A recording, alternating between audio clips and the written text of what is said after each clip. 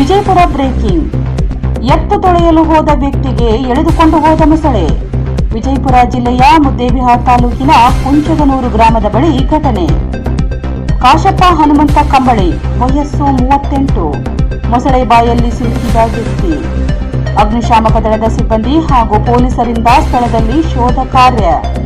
Muddebihal police ಠಾಣಾ ವ್ಯಾಪ್ತಿಯಲ್ಲಿ ಘಟನೆ.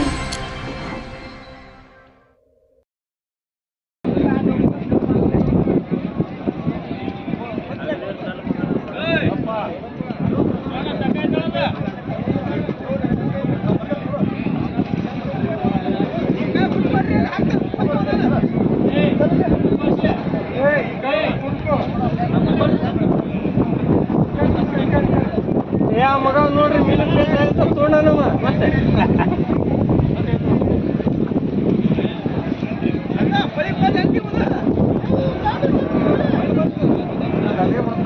ಚಲೋ ಮಾಡಿ ಬಿಡ್ಬಾರ್ದ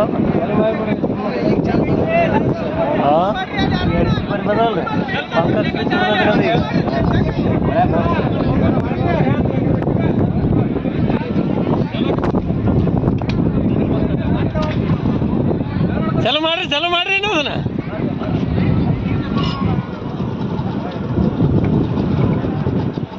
ನೋಡೆಲ್ಲ ದೇವ್ರ ಬೇಕು ಕೈ ಮುಗಿ. ಹೌದ್ರಿ,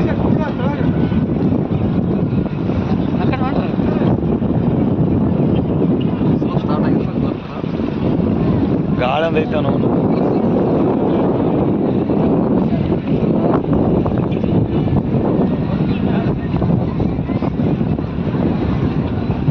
ಇನ್ವೆಸ್ಟ್ಮೆಂಟ್ ಐತ್ ಬಿಡ್ರಿ ಕೆಲಸ. ಇಲ್ರಿ, ಎಲ್ಲ ಸರ್ಕಾರದ ಒಳ್ಳೆ ಕೆಲಸ. ಈಗ ನಮ್ಮಲ್ಲಿ ಮುದ್ದೆವಾದ ಬಾದ ಆಗ್ಯದ. ಏನ್ರಿ ಮುದ್ದೆವಾದ ಇತ್ತು.